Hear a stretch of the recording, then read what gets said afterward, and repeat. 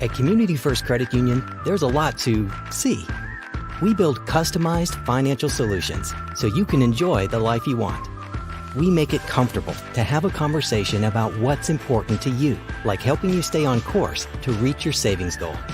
And what's important to us all, like helping to support causes that count. See for yourself what See First can do for you.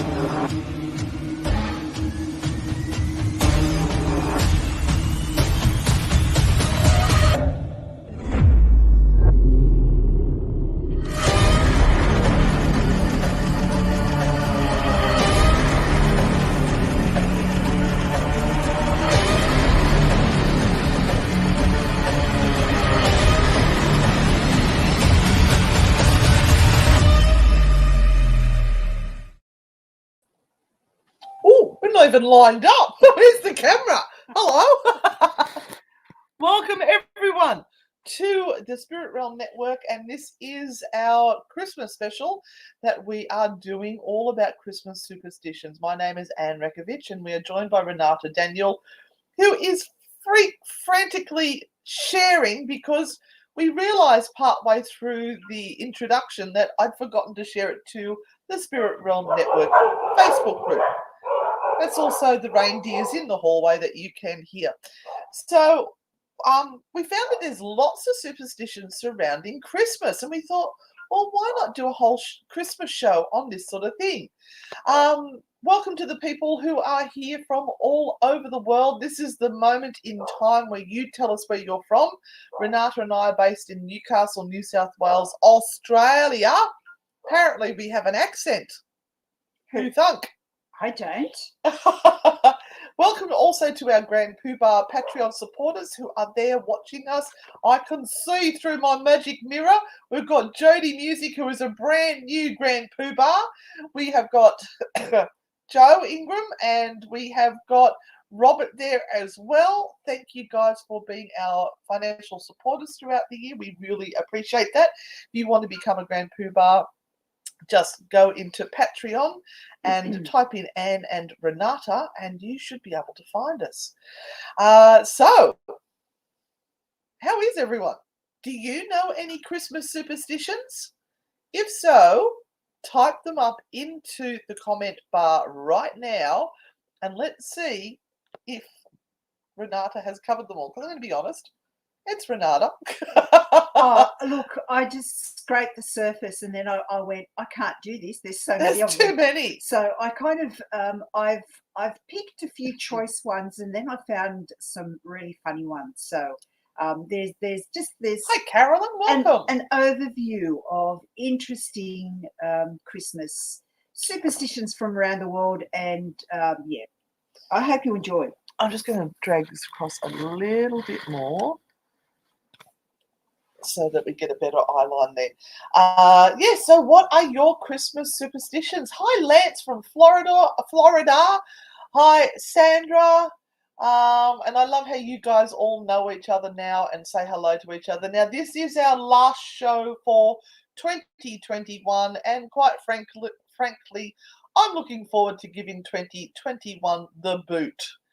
It's been a rather dramatic ending to 2021 for us here in Australia. We have reached the 90% vaccination rate for the country, which is just astounding. But with that, we have had our Freedom Day on the 15th of December, which was actually at the start of a huge Omicron COVID-19 outbreak. So we are having the biggest numbers of transmission within our region at the moment that we've ever had throughout the whole of the virus. Lockdown period, yeah. The whole of the virus for almost 2 years. And we've got Christmas parties being cancelled left, right and centre. We no longer have to wear masks, which I think is crazy right now. But it is becoming the pandemic of the unvaccinated now. So, I mean, the vaccinated are getting it, but they're not getting terribly sick with it. A bit of a runny nose, cold, sniffles, but they're passing it on to the people who are unvaccinated. So, you guys are in our thoughts and prayers. I know that's your decision, and that's okay. We just hope you all stay safe. We hope we've got enough of a herd immunity to cover you all. Hi, Sue. Welcome, welcome, welcome. Hi, Anna Iva. Is it Iva? Oh, yes, Elf on a Shelf Superstition. Elf on a Shelf Superstition. That's a very weird one, that one, Jodie. I think that's an Australian one. Is it? Jodie's from America. Yeah, I know. Where did Elf on a Shelf come from? It comes from desperate parents trying to make their kids be good around Christmas period. The other thing that's been dealt to Australia at the moment is the horrible, tragic deaths of, at the moment, 5, probably 11-year-olds who were at their end of school party, and the jumping castle that they were on was flung into the air with a sudden gust of wind, threw them all up in 10 meters into the air, which I don't know what that is in feet. And sadly, 5 of them have died, and several are still in critical condition. So, yeah, no, Robert, it's 5 have died. It's up to 5. It's just devastating for those families this time of year when they're supposed to be celebrating their graduation from what we call primary school into high school. And yeah, I can't even talk about it. It's just too distressing. But our thoughts go out to the families, the classmates, and to the whole of Tasmania, because it's a very small state and they are all suffering dreadfully. All right. Hello, Maxine. Hi, Maxine. Hi, Robert. So I'm thinking of a few Christmas superstitions off the top of my head. What about the mistletoe? Yes. And actually, I read about mistletoe this morning because there's a darker side of mistletoe. Oh. And there is a species of mistletoe that is in Australia. And did you know that mistletoe is a parasite? Oh, is it? Yes. So mistletoe, Thank you, Robert. Mistletoe grows in trees and sucks everything out of the tree to live.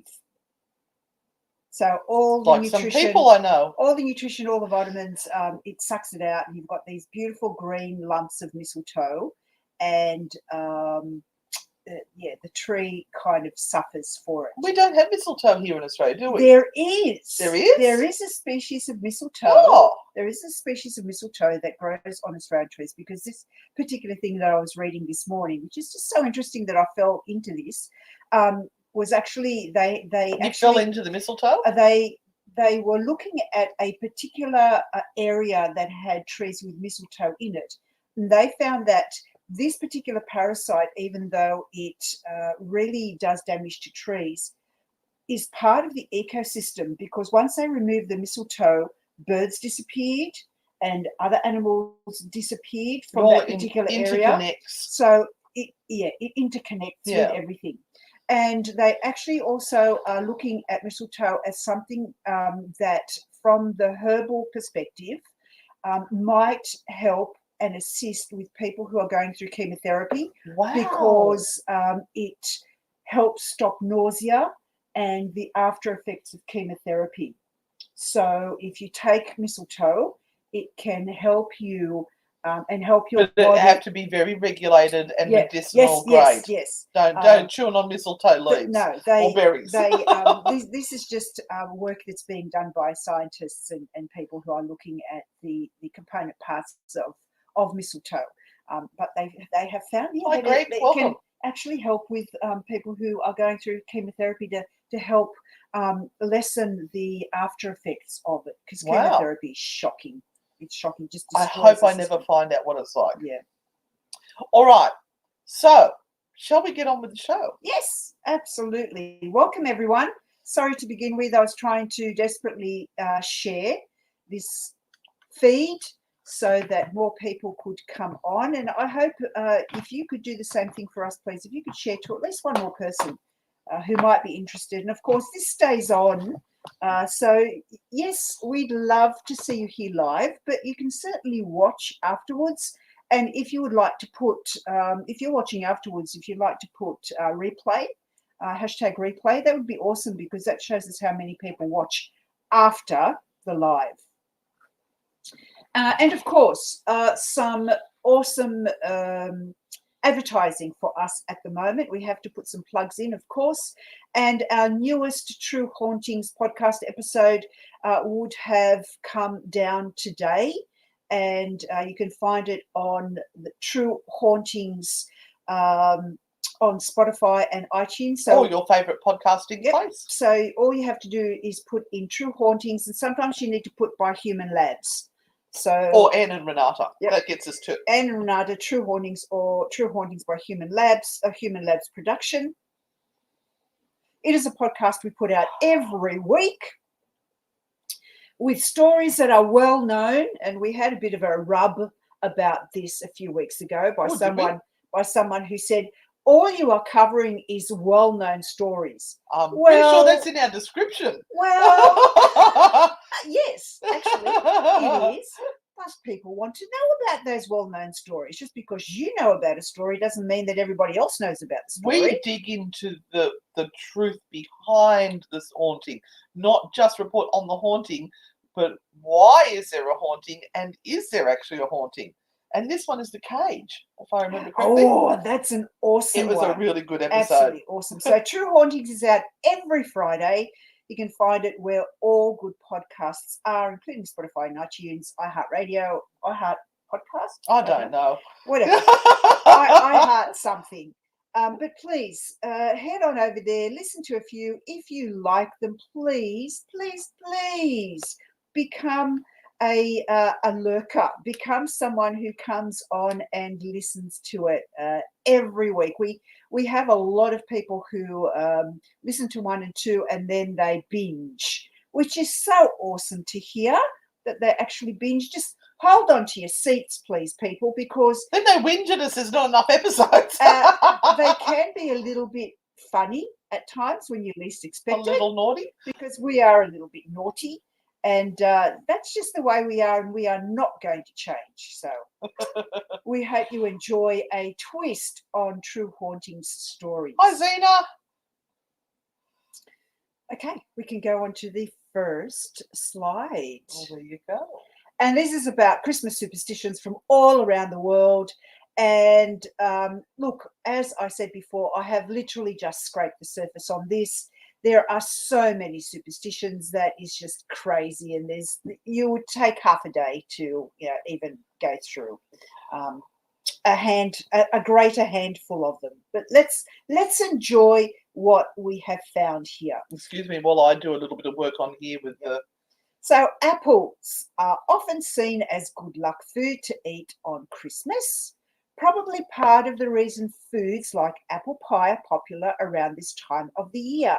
Well, I like apple pie every day. I don't have to wait till Christmas. And how do you have your apple pie? This is what I want you to write in the comments. Do you have your apple pie with cream, with custard, or with ice cream, or with all three? I'm interested to know, because it's these facts that are the most important to us. Let's face it. Do you have cream with your apple pie, or do you have it nude? Nothing. No. Nothing on your apple pie. Whipped cream, thick whipped cream. Oh, not this light stuff out of a can. I like the really thick whipped cream. You can almost carve it. So other common Christmas sweets also bring good luck. Oh, see, so the more apple pie you eat, the more good luck you have. I like that. I can do that. I can work with that. It's said that bad luck will befall anyone who refuses mince pies at Christmas dinner. Also, you will get a month of luck during the next year for each home you eat. Home you eat a mince pie at during the holidays. So that means that probably the best idea is to take your own, and everywhere you go, just sit down and eat a mince pie, because that will mean that you have. Have you had good the luck ones with it's from Baker's Delight? No. It's all about the pastry as far as I'm concerned, and that was just beautiful. So according to English superstition, eating a plum pudding on Christmas Day will lead to friendship in the following year. Of course, these traditions might just be a convenient excuse to eat sweet treats on Christmas. Now, traditions or superstitions? Yes. So this is where we sort of, yes. Yeah, it's a bit of everything. Bit of everything. Do you like my two pictures, Northern and Southern Hemisphere? Yes, I do actually. Do we know how people love their Christmas pie, their apple pies yet or not? Is anyone? Sorry. I am on so many different things here trying to see what everyone likes. Ice cream. Yeah, Zena's just apple pie. Or with a Macca's meal. Oh, Robert. Apple pie with vanilla bean ice cream. Oh, yes. Apple pie with everything. Oh, we've got one of those. We'll just get rid of that one. They're boring. Mickey D's apple pie. I do admit, I do like the Macca's apple pie. It's very nice. What? Many in the US put cheddar cheese on it. What? Oh, and third-degree burns to the tongue with the Macca's apple pie, yes. Yes, Adelaide, I agree. They're the most important facts in life. Who cares about anything else? It's all about food. Let's send an apple pie with a good piece of cheese on top of it. What? Where is this coming from, people? Who thought of an apple pie with cheese on it? Well, look, hang on. We do like our pizzas with pineapple on it, so who knows? So let's look at Christmas weather. Christmas weather determines the weather for the rest of the year. Weather predictions on holidays have always been popular. Predicting the weather for the year on Candlemas led to the modern holiday of Groundhog's Day. Christmas is no exception to this. Some believe a windy Christmas will lead to good luck through the coming year.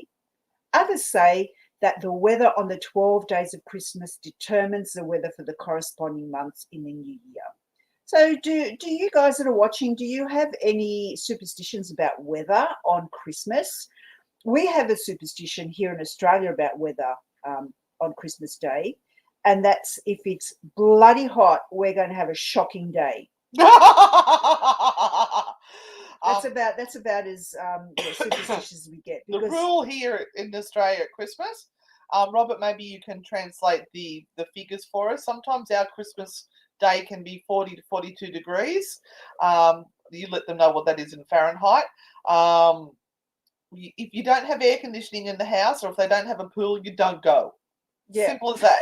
You're sick. You don't. Staying at home. Sorry. Yeah. No, you don't host it. You don't host Christmas Day. You just don't. You go to someone who has those things on Christmas Day. Just saying. And we eat really weird stuff, and there's a mixture of things, because some people are very traditional English food eaters, and they go all out for a traditional baked and hot Christmas dinner. And in our stifling conditions here, you have everyone sitting around the table gorging themselves on very stuffy, stodgy food that you would eat in winter. Yeah, and it's just horrendous, but you do it. And then there are others that just prefer a barbecue, and it means prawns and light food and lots of salads and lots of cold drinks and things. So, yeah. So predicting your future husband. Many old superstitions are based on helping an unmarried woman find her future husband, and we've got to look back in history. Because we aren't fulfilled without a husband, are we, ladies? No. Let's go back to history. Let's go back in history, and we have to remember that women who were not wedded often starved to death, right? Because there was no one to look after them. Hi, Jessica. So one of the things that was so important was a woman having a husband to look after her, so she wasn't stuck outside in the cold, freezing to death. That was the basic thing. There was a need for a woman to be married. Now, I actually watched The Duel, which is a new movie. Hands up anyone that's watched The Duel.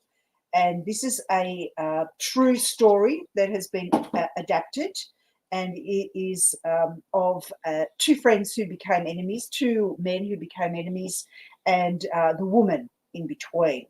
And she goes through a rape, and then she needs to face, like in those times, she decides to stand up and say, I was raped by this particular person, and go through the courts and everything. And it's jarring to watch this procedure, because her mother-in-law, for example, says to her, why are you even telling people this? It's just known that women are raped, and they say nothing because, the consequences of saying something usually means death to the woman, not to the man. But they have her fault. Yeah, it's always her fault. But they have. If you haven't watched this, the scenes to watch are the actual the fight, the duel that they have with the horses. Oh, the duel, Duel, not jewel, as in Jewel. No, duel. Right, duel. And the what's it called when they have the horses coming at each other with the lances and everything? There's a name for it. I can't remember. Jousting? The joust. Yeah. Is it joust? But it's horrendous. It's soul destroying. It is the most realistic scene I have ever seen of this thing. And it is, you sit there and you're one of them dies in the end. I'm not going to tell you. Oh, now you tell us. I'm not going to tell you. It's one a of them Romeo does and die. Juliet thing. But it's horrendous. But it's this woman's journey, and that's why I'm talking about it here.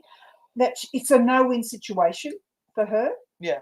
And it's horrible. So yes, women needed to be married for their survival. So women from some cultures pour melted lead into cold water, and the shape it takes determines the initials of the man she will marry. Oh. Similarly, they do but the same can you thing with wax. pour the lead in going, R, R. Oh, look, R. I'm going to marry Roman Rekovich. Yeah. Fancy that. Some cultures do it with wax. I'm trying very hard to comment on the Spirit Realm Network webpage, and I am struggling. I need some tuition. Anyone watching from the Spirit Realm Network? I need tuition on how to do this. I just can't. So similarly, some cultures believe if a woman peels an apple in a single ribbon and throws the peel over her head, the shape of the peel on the floor is her future husband's name. Yep. Throwing your shoe can help you find your husband too, especially if you aim it at their head. According to German tradition, a girl hoping to marry her sweetheart should throw her shoe into a pear tree 12 times during the 12 days of Christmas. If the shoe ever stays in the tree, her wish will come true. Another tradition mandates that a woman should lay on the ground and toss her shoe over her head. The direction the shoe lands in is the direction her true love will come from. Oh, I'm going to hit you on the head. You're not my true love. Sorry. Stop. There was a particular person this week that actually thought that we were a couple and married. No. We behave like an old married couple, but no, we both have husbands. Just straighten that out. If you want to turn this predicting into a competition between a group of unmarried friends, a blindfolded goose can be placed in the middle of a circle of girls. The first girl the goose touches will be the first to get married. So out you go, ladies. Go and find yourself a goose. Isn't that what some of the blokes are? Yeah. I'm going to get... Now, children. Oh, look at the Papa. Look at the children. Oh, Robert, I thought you'd already given us our Christmas present. You're a naughty boy, but thank you. Thank you, Robert. Thank you. Merry Christmas. A child born on or around Christmas is either bad luck or good luck, depending on who you ask. It is a common belief that in many cultures, having a child on Christmas Eve is good luck. But this is not a universal belief. In Germany and Poland, having a child during the 12 days of Christmas may lead to that child becoming a werewolf. Yes, and good old Poles. Jo said she's going to go down the pub tonight and throw her shoes. Awesome. So whoever she hits. It's a good idea, Jo. It might be a fight. Have a bit of lead in it. Let us know how that goes. We want pictures. Because if you can't put it on Facebook, it never really happened. You know that. Similarly, Greeks once believed that a baby born during those days may become a half-human monster known as a Kalikansari. Okay, fair enough. Yeah, I'm not even going to try that. I like Jodie Music said, nobody is worth wasting good shoes. You guys crack me up. The Irish believe that the gates of heaven open at midnight on Christmas Eve. Those who die at that time go straight through without having to wait in purgatory. Okay, fair enough. Mistletoe. Yay! Mistletoe is a typical Christmas plant. It could be gold-plated, silver-plated, or plain green. Most people hang it on a chandelier or above doors. It is said that who kisses another person under the mistletoe wins his or her heart. And donated mistletoe wears reportedly good luck. This is a superstition. Now, according to tradition, the Christmas tree as it is used today was born in Tallinn, Estonia, in 1441. Geez, that's an old Christmas tree if it was born back then. When a large fir tree was erected in the town hall square, around which young bachelors, men and women, danced together in search for a soulmate.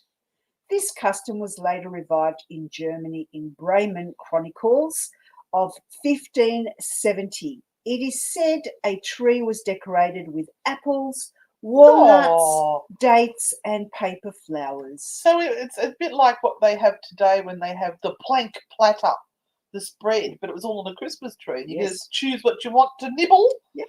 A chronicle of Strasbourg, on the other hand, records in 1605 that for Christmas the citizens bought fir trees to their home, placed them inside and decorated them with paper roses of various colours, apples, sugar, and similar objects.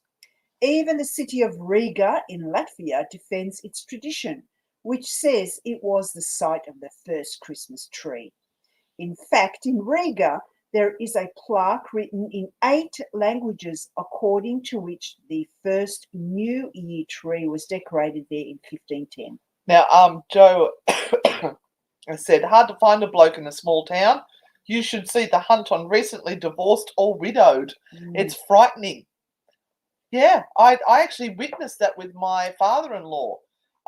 It wasn't even 12 months before his wife had passed, and he had several ladies who were making it very clear that they were interested. Yep. Wow. And it's a survival thing. It is. And it's in our DNA. We've been doing it for centuries. So there is still this great need for women to feel that without a partner they are lost. This is probably the first generation that we are bringing up that are really rebelling against that. I think even in our generation, there was partially this kind of need for feeling that you were on the shelf.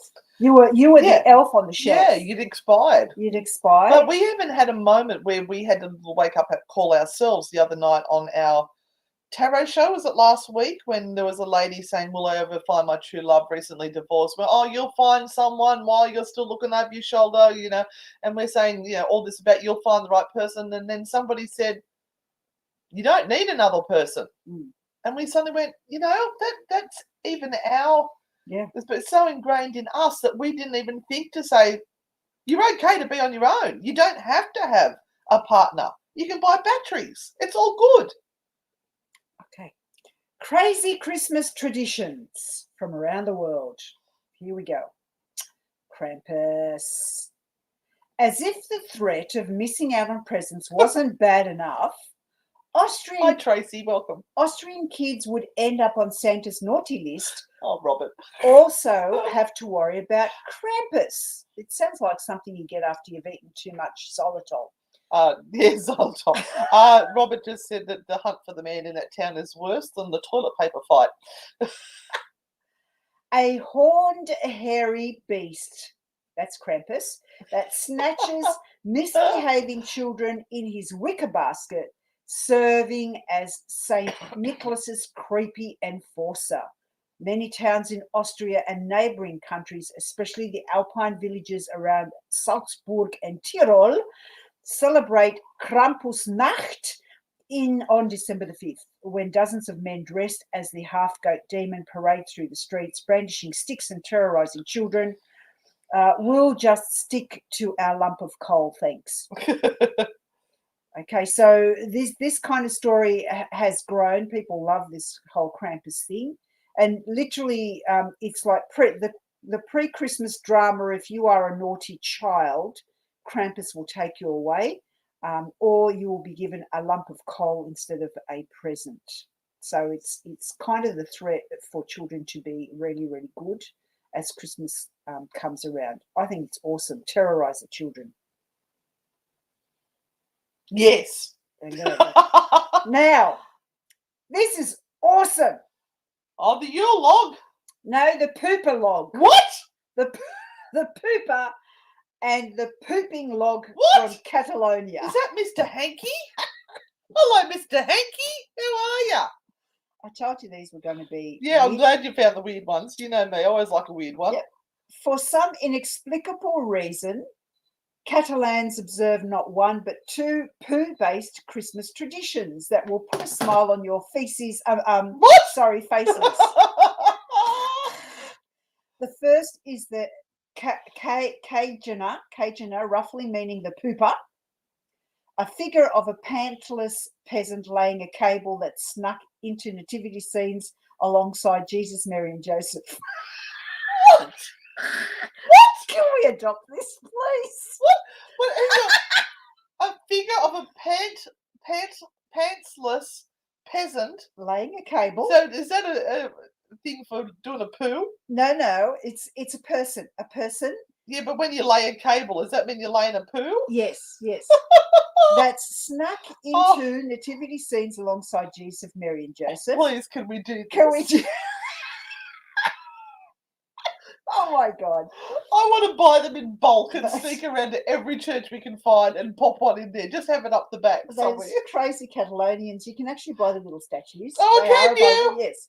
The second is cave. Mr. Hanky, don't eat corn at Christmas. The second is cavetio. Heidi-ho, says Robert. Heidi-ho. The second is cavetio, or the pooping log, which is a small stick with a smile on its face that lives on the dinner table in December. And it is fed every day with nuts and sweets and kept warm with a blanket. Then gets beaten with a stick on Christmas Eve to poop out presents. Yeah, nah. In reality, the kids duck out to pray for presents while relatives pop the gifts under the blanket. Oh my God. This comes from This is real, people. Real. Sorry, that's just too funny. I know. When I found this, I just that's gold. That was gold.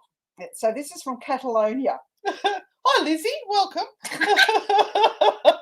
Sorry you found us at that particular moment, Lizzie, but expect no less. Oh, thank you, Spirit Realm Network. They said we're hilarious. Awesome. Now, the Yule lads from Iceland.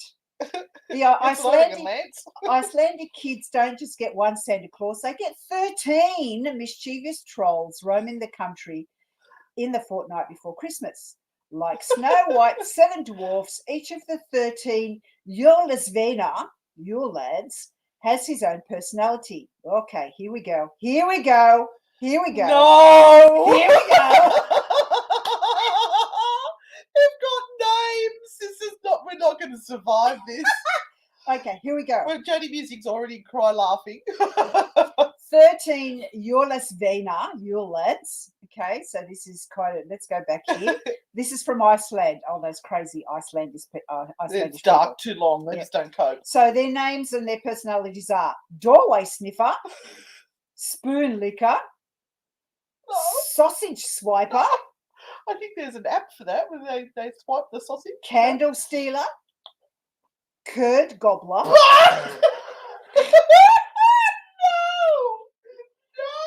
And the ominously named window peeper. Each takes turn visiting children who leave shoes in their bedroom window, dropping off prezzies for the good kiddies and rotting potatoes for the bad ones. I do not want a present from the curd gobbler. Thank you very much. That's wrong. That is so wrong. Isn't that hilarious? Oh, Renata. Oh boy. Oh dear. So no, I've just got. oh. Okay, breathe.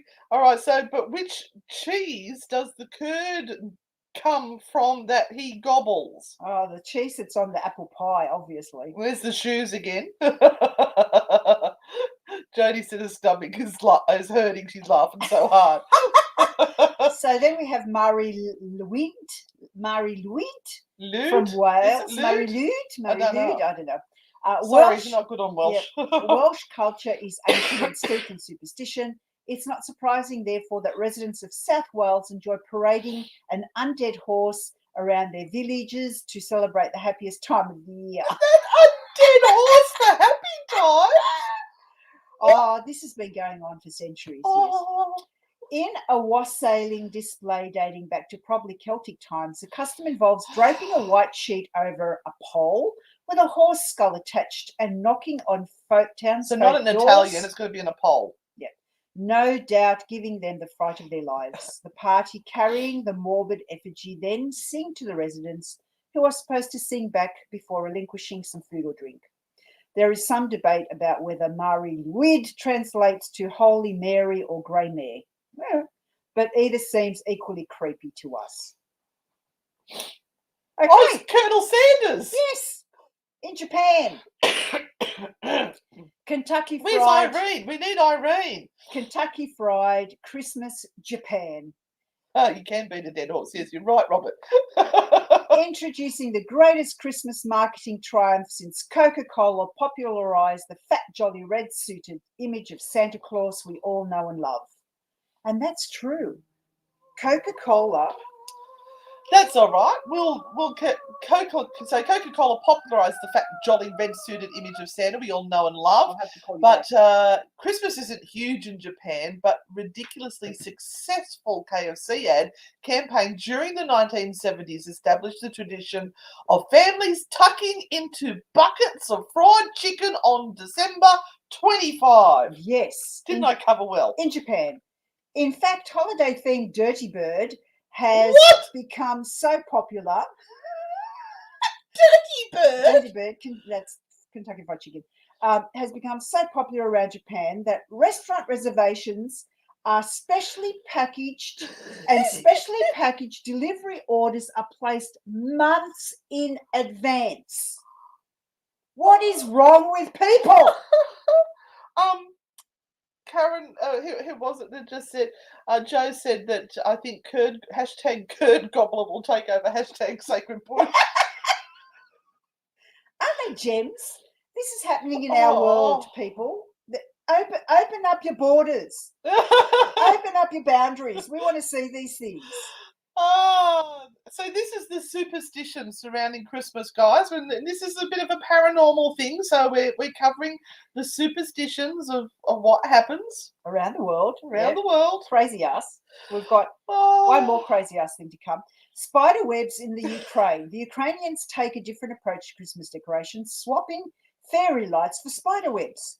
The legend of the Christmas spider explains that a poor widow and her kids cultivated a Christmas tree from a pine cone but couldn't afford any decorations. Then on Christmas morning, they woke up to see their tree blanketed in cobwebs, which sunlit then transformed into gold and silver. Nowadays, trees across the Ukraine are decorated with little spider ornaments called pavuchki. Oh, come on, you're Polish. You should be able to say that. and fake spider webs, which is said to be the origin of the sparkly tinsel. Oh, well, okay. I like the tinsel. But at Christmas time all around the world. Now, Robert said spoon licker would be unhappy because everyone licks their own fingers at KFC. Now, okay, Robert. for the next creepy ass weird thing, we go to Mexico. Thank you. Lizzie said this is my favourite place on the internet. Thank you. Count on us to find the weirdest stuff that is out there because it's fascinating. Let's just make that a blanket statement. It's fascinating. Yep. Yes, you are looking at carved radishes here. Wow, they're amazing. Yes, that's actually really clever. So each year in the Mexican city of Oaxaca. Oh, look, sorry guys, we're going to kill the language. The days before Christmas are marked with an event known as the Night of the Radishes. Karen said she'd be spraying the tree with mortine. Sadly, it's not a low-budget 80s horror movie, but instead a vegetable carving competition. Participants get remarkably creative with everything from nativity scenes to fantastical monsters on display as thousands of visitors descend on the city to witness the fun. The radishes in question are grown specifically and pumped with chemicals to grow immense, but it all seems a bit futile as the works can only be displayed for a few hours before the veggies wither away. Oh, I suppose because they're quite high in water content that they would. I was going to say moist, but never mind. I've got to throw that word in. Yeah. Shall I get my moist t-shirt out? I think it's over here. I've been cleaning up. So just before we go on to our fabulous crap or cool pareidolia, just another little advertisement for some of the goodies that we provide online. And we would love to push you all over to our YouTube channel. Really, really important for us to grow in 2022. You will find most of what we do on YouTube from 2022. And apart from this show. Oops, from this show. Pull the set over. And of course, you just find it at Anne and Renata Gross Hunters. Yeah, we are the gross hunters. We hunt for the grossest things on this earth. Frightfully Good on YouTube. And yes, one of our most recent was the mysteries found at Robertson in New South Wales in Australia. Oh, that's an old one now. We've got the Copeland Gold Mine for the Anne and Renata's Misadventures. Check out the latest one. It was my first attempt at actually putting together a type of movie sort of, it's not a movie. It's only, what is it? It was only about 9 minutes or something. But it's our trip that we went to our very first tour at the Copeland Gold Mine that we run. And it's a bit of a hoot because you get to see what our car trips are like. Part 1 is up. We're hoping to get part 2 out this weekend. Yes, Jodie says, Facebook people join us. Don't make us send the curd gobbler. The curd gobbler will be coming to get you. Thank you, Jodie. Yes, so we are sort of streamlining what we're doing next year, and we will be with the Spirit Realm Network, and we have let go of some of our other ones because we are overcommitted. But the content will still be coming up on our YouTube page, so make sure you subscribe to the Spirit Realm Network, which will be going onto the internet, onto their website as of next year, I do believe, and the YouTube channel so that you can see all the rest of the stuff that we do. Anyway, let's get on to the crap or cool pareidolia. We'll get over to here. So we always like to put in... Ooh, that was interesting. What just happened there? I hate it when it does that. This is the definition, just so that you understand what that is. It's basically your brain makes it into pictures. So, Renata, what's this one? Oh, I found that until you said that you were going to sort of do Christmas themey stuff. I actually put a picture in before we sort of started. And isn't this one interesting? It's a tree. It's Green Man. Yeah, it's found in the mountains of Bulgaria. So this truly exists, this tree. But doesn't it look fantastic? That's glorious. I love it. Yeah, awesome. So this one, but you can see how that it does look like a man, and Yeah. your brain does convince you that that is a being. And I'd go up to that and hug his leg for sure. I definitely wouldn't pee on it. No. All right, so I tried to go with a Christmas theme this year with our pareidolia. So we have. That's really clever. They've gone to a lot of effort to do that. Although that's a lot of stringy lights. they have got red glowing eyes, so we know what that means. Demons. Demons. Absolutely demons. So, is it cool or is it crap? Cool or crap? That's cool. That's cool. That's cool. All right. So, we forgot to ask whether your number one is cool or crap. What about this one? That's sensational. Isn't that just gorgeous? I think there's a little help there. Maybe. You reckon? Maybe. Those eyes are just too symmetrical, but never mind. It's awesome. Yeah. And if you find some cool or crap pareidolia, please feel free to send them through. I have to say that this one I snuck in. It's not Christmas themed, but I thought it was rather cute, so I sort of popped it in anyway. Oh. Isn't that cute? Oh, I couldn't help myself. Oh, this is true. Robert said that the one with the Santa face and the Christmas light is cool until there's a blackout. That is true. Yeah, cool Santa. Yeah, where's the red and the green hula hoops? Are we moving up to green hula hoops these days as well? I don't know. Oh, someone posted a photo. This is hilarious. You know how on a lot of pages, to take your eye to the portion of the picture that is in question, they usually put a red circle around things. Mm-hmm. And we get so used to seeing this red circle around things so that we don't have to observe the rest of the photo. We just go directly to the red circle. Someone posted a picture of a bed with an actual red hula hoop just propped up against it. And I'm staring at it for about a minute going, what are they looking at? And then I realised it was just a picture of a bed with a red hula hoop. You know it's been up before. And this is what happened when we did our we were filming the Ghost Hunters React. Yeah. And we took a photo. There was a ladder in the background that was offset with a red hula hoop on it. So we took a photo of it and posted it saying nothing on the Facebook pages, and everyone's going, I can't see what you're looking at. What's in the hula hoop? I can't see it. No, they said, what's in the red circle? And we go, no, that is a hula hoop. There is nothing there. It's just a hula hoop, and that's how we've all now been conditioned. Yep. Crystal said, I definitely have pareidolia. I see faces everywhere, especially on the shower curtains, doors, and anything wood. I just wish I could draw what I see. And that's true. Some people's brains are so focused on finding faces. It's a survival instinct. But I have to say, just because you can see a face in it does not mean that it's a ghost or a demon or any sort of spirit. It's just our brain making a picture out of it. So never fear it.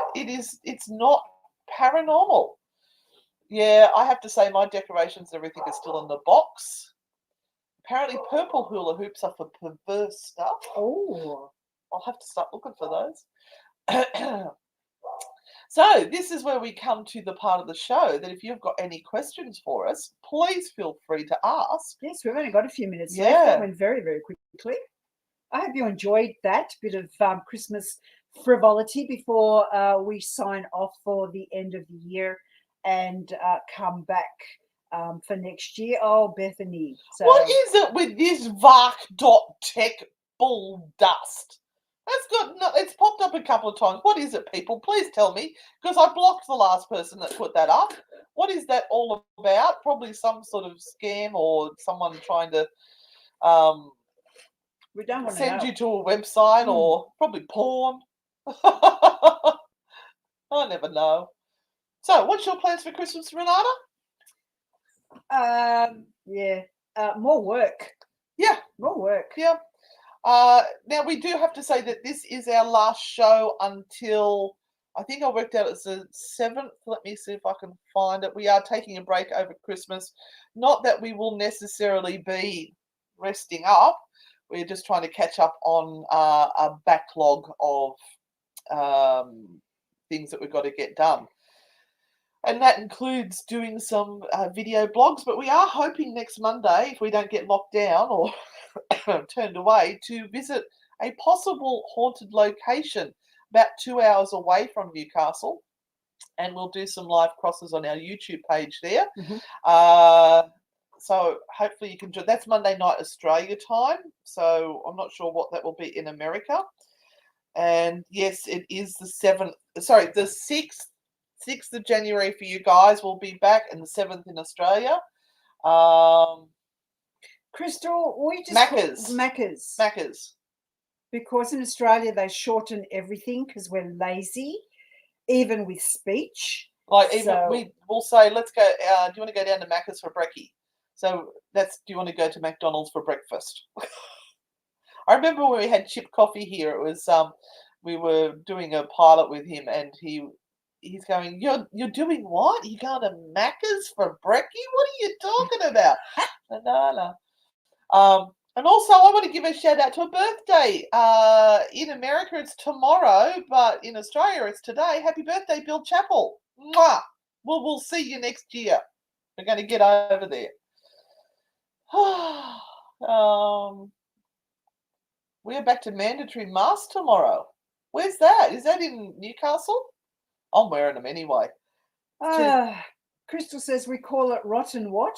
A rotten Ronnies Ronnies and Mickey D's. Oh, rotten Ronnies. Oh, Robbie, you have some absolutely beautiful crystals. Do you sell them? Do you have a website where you sell them? Because I'm in awe of some of the things when I see them. Yeah, Jessie, it's just you can't. We have a tradition with our family that on Christmas Eve we all gather together. It's a Polish tradition. I married a Polish husband. Renata is Polish and has a Polish husband. We always gather and celebrate Christmas Eve, and we've just found out this morning that Katie, our gorgeous cousin, has COVID. So she is fully vaccinated. So she's unwell, but she will not be terribly sick with it. But we've had to cancel our traditional Christmas Eve, and it'll be only the second one I've missed in almost 40 years. There was one that I was flying back from America. So we were asked whether there are any ghost tours in Sydney that we love. Yes, go to APPI and check out Parramatta Jail. I don't think they still do Liverpool TAFE, but they've got a whole variety of them that you can go to. And also, what's Jan and Jeanette? Sight, SIGHT. Yep. They are out in Western Sydney. Q Station also offers lots of tours. Depends on the type of tour you're after. Yeah. Thank you, Jody Music. Thank you, Jody Music. Thank you for becoming a patron, a Patreon. And thank you, Jenny. Here's another poo bar. I hope you found that. Thank you, Jenny. Yeah. Queensland. Oh. Yeah, that's going to be the end of us going up to Queensland in January, I reckon. I reckon you need to get it. And do you watch Black Opal direct the live shows he does, Robert? Because people love watching people like yourself work on the jewels and putting them onto the chopstick and polishing them up. It's almost like what's ASMR. Mm-hmm. I love watching his stuff, and it's something you should consider doing. So who was mentioning the flight? Go down, no, up. Yep. Keep going. The dreaded Newcastle flight. Everyone got isolated for 14 days. Poor people. Yep. Yep. Yes. So here in Australia, we seem to be now getting the back end of this whole thing, and we're going down. My husband was talking to a friend of ours who lives in Germany at the moment, and they had, listen to this, guys, 80,000 people overnight get infected. 80,000 people overnight get infected.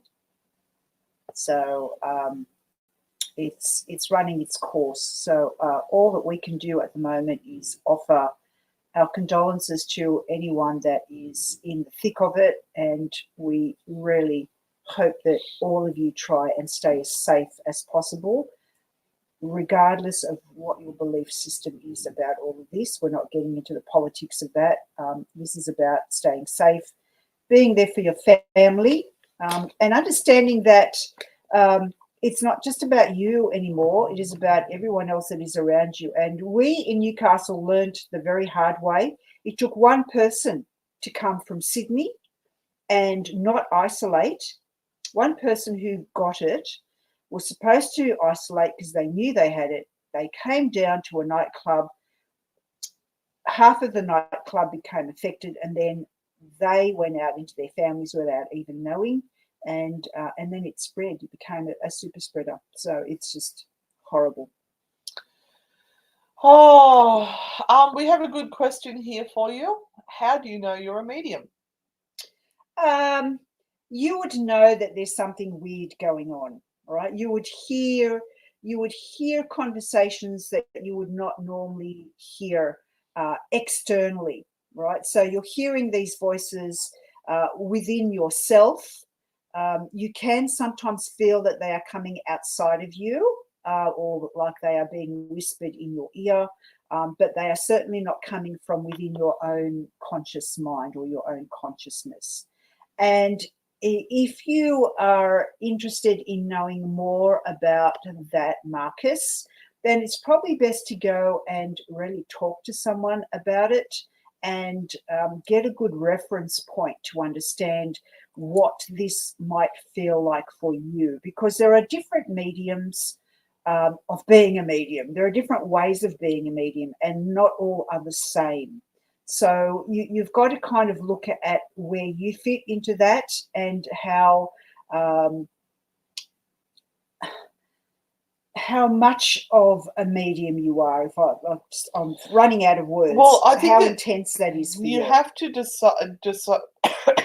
discern between being a psychic and a medium. A psychic just picks up on bits and pieces, has ideas pop into their head, and they'll tell you what they're picking up. It could be of your past, it could be of your present, it could be of your future. A medium is someone who speaks to entities that are there with them, who can pass on validating information that would be unknown information. Things that other people couldn't know, couldn't find on Facebook, personal stuff. And at no stage would a spirit from the other side be telling you harmful things, or to go and do something that would be against your normal belief system.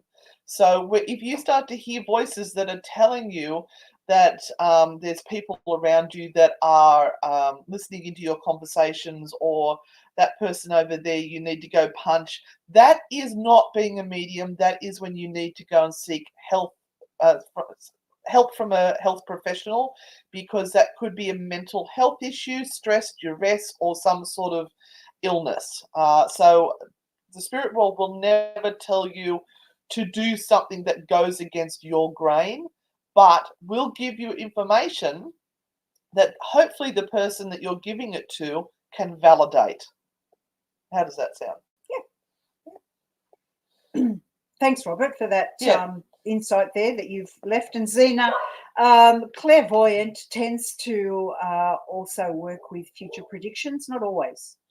But I guess the way that they are classified is, they can see into the future.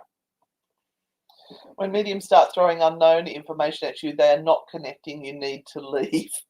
But sometimes... sometimes it's not a clear connection. And sometimes it could be somebody else that's stepping in. And it's also the way that a medium is looking at interpreting what they're hearing as well. What is it with this? Because it unless you're delivering exactly what is being sent to you, then you can sometimes layer in your own interpretation, and they sort of go, I think they are saying this. Can you understand that? And so sometimes the interpretation gets a little bit muddled, but we have to finish. Oh, we do. All right. In that case, Merry Christmas, everyone. We wish you a safe and prosperous time. Be with your family. Don't waste your moments. Don't waste your energy on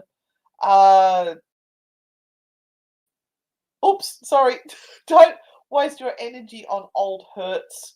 Start fresh. Don't need to be right all the time. Let it go. I hope you all survive Christmas. Have a wonderful New Year. What are you going to say? Yeah. We hope to see every single one of you next year, and have the best time you possibly can. Be with people you love. That's the most important thing. Yeah. And give them a hug. Yeah, absolutely. We love you. Thank you all so much for being here and supporting us and supporting the Spirit Realm Network. I'm going to try to remember to play my outro today because I keep forgetting. But guys, we'll see you next year. We'll be on YouTube in the meantime. And we'll see you on the dark side. Bye.